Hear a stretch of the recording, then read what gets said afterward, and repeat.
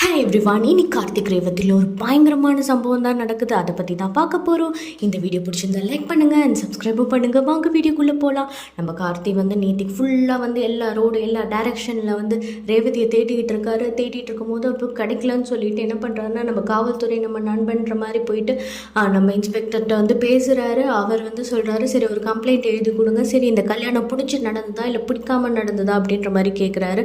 உடனே இவருக்கு என்ன சொல்கிறதுனே தெரில. லைட்டாக பிடிக்காம தான் சார் நடந்தது அப்படின்ற மாதிரி சொல்கிறாரு.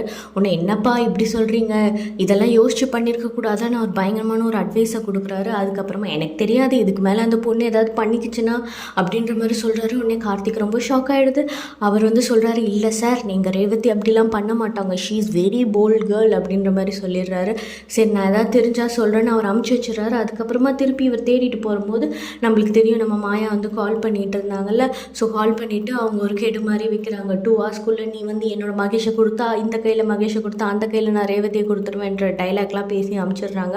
இவருக்கு எவ்வளோ சொல்லி புரிய வைக்கிறார் மாயாக்கிட்ட. மாயா, நான் காட் ப்ராமிஸாக என்கிட்ட இல்லை மகேஷ், ஆனால் நீ ஏன் இப்படி பண்ணுற, நான் இப்போ எங்கே போய் மகேஷை தேடுவேன், இதனால் நீ ரேவதியை பிடிச்சி வச்சுருக்கிறதுல எந்த ஒரு நியாயமும் இல்லை அப்படின்ற மாதிரி சொன்னாங்க. உடனே மாயா, அதெல்லாம் எனக்கு தெரியாது, நீ தான் வச்சுருக்க அப்படின்ற மாதிரி சொல்லிவிட்டு அவங்க அங்கேருந்து ஃபோனை கட் பண்ணிடுறாங்க. இவருக்கு என்ன பண்ணுறதுனே தெரில. அதுக்கப்புறம் யோசிச்சுக்கிட்டே வந்துக்கிட்டு இருக்காரு. இந்த பக்கம் பார்த்திங்கன்னா நம்ம ரவுடி ஃபேமிலி ஆஃப் ரவுடி கும்பல்ஸ் என்ன பண்ணுறாங்கன்னா, நம்ம ரேவதியை கட்டி போட்டுட்ருக்காங்க. கை காலெல்லாம் கட்டி போட்டு அவங்களும் விடுங்கடான்ற மாதிரி சொல்லிகிட்ருக்காங்க. அதெல்லாம் விட முடியாது அப்படின்றாரு. அதில் பார்த்திங்கன்னா ஒரு ரவுடிக்கு அந்த பட்டாம்பூச்சி போட்ட ஸ்வெட்டரை பார்த்துட்டு ஒரே கண்ணு உறுத்திக்கிட்டே இருந்தது ரேவதியோடது. சரி இந்த குளிர்காலத்தில் நம்மளுக்கு யூஸ் ஆகும்னு சொல்லிட்டு அவர் நைஸாக அதை லவுட்டிடுறாரு. அதுக்கப்புறமா என்ன நடக்குதுன்னு பார்த்திங்கன்னா, அவங்க வீட்டிலேருந்து கால் வருது. இந்த மாதிரி ஹவுஸ் ஓனர் கால் பண்ணி எங்களுக்கு வாடகை கொடுங்கன்றாங்க. சீக்கிரமாக காசு எடுத்துகிட்டு வாங்க அப்படின்ற மாதிரி சொல்கிறாங்க. இவரும் அந்த ஸ்வெட்டரோடு என்ன பண்ணிடுறாருன்னா கிளம்பிடுறாரு. அவரோட இன்னொரு சகாக்கிட்ட காசு வாங்கிட்டு கிளம்பி போயிட்டே இருக்காரு. இந்த பக்கம் பார்த்திங்கன்னா நம்ம கார்த்தி வந்துக்கிட்டு இருக்காரு. அவர் அந்த ஸ்வெட்டரோட பைக்கில் போயிட்டுருக்காரு. இந்த பக்கம் கார்த்தி வந்துட்டுருக்காரு. அதுக்கப்புறம் என்ன ஆகிடுதுன்னு பார்த்திங்கன்னா, அந்த இப்போ க்ராஸ் பண்ணி போகும்போது அந்த பட்டாம்பூச்சி போட்ட ஸ்வெட்டர் எங்கேயோ பார்த்த மாதிரி இருக்கேன்னு கார்த்தி யோசனை பண்ணுறாரு. அப்போ தான் தெரியுது அது ரேவதியோடது இல்லை அப்படின்ற மாதிரி போயிட்டு அவர் பின்னாடியே ஃபாலோ பண்ணி போயிட்டுருக்காரு. போனதுக்கப்புறம் இங்கே என்ன நடக்குது அப்படின்னு பார்த்தீங்கன்னா, அவங்க அந்த பட்டாம்பூச்சி போட்ட ஸ்வெட்டர் வேறு யாரும் இல்லை, அந்த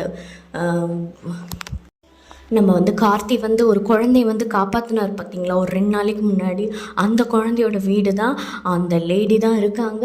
உடனே இவர் பின்னாடியே ஃபாலோ பண்ணிவிட்டு, சொல்லுங்கள் இந்த ஸ்வெட்டர் யாருக்கிட்டேருந்து எடுத்துகிட்டு வந்தீங்க அப்படின்ற மாதிரி கேட்குறாங்க. உடனே அவர் சொல்கிறாரு, அதெல்லாம் ஏன் சொல்லணும், அதில் எந்த தான் அப்படின்னும்போது அந்த லேடியை பார்த்துட்டா, சொல்லுங்கள் ஐயா நீங்கள் எப்படி இருக்கீங்க.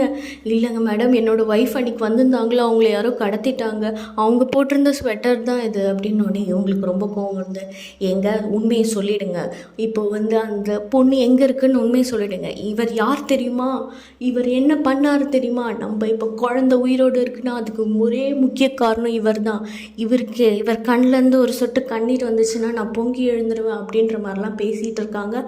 உடனே அவர் என்னது குழந்தை உயிரை இவர் தான் காப்பாற்றினாரா அப்படின்ற மாதிரி சொல்லிவிட்டு, நான் ஒரே நிமிஷத்தில் திருந்திட்டேம்மா அப்படின்ற மாதிரி சொல்லிவிட்டு நேராக நம்ம கார்த்தியை அந்த இடத்துக்கு கூட்டிகிட்டு போய் நான் உங்களோட ரேவதியை சேர்த்து வச்சிடுறேன் அப்படின்ற மாதிரி போகிறாங்க.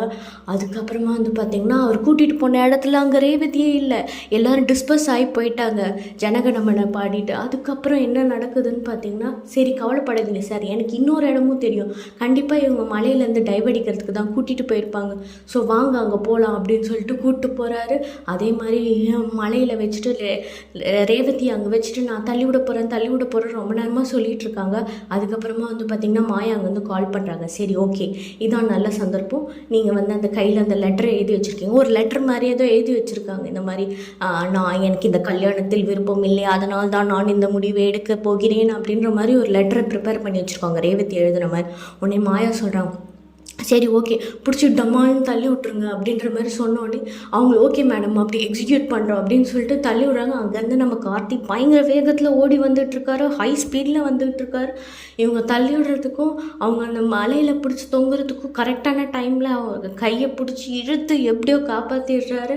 இதோட இது ப்ரோமோ முடியுது. இந்த வீடியோ பிடிச்சிருந்தா லைக் பண்ணுங்கள், தயவுசெய்து சப்ஸ்கிரைப் பண்ணுங்கள். தேங்க்யூ ஃபார் வாட்சிங்.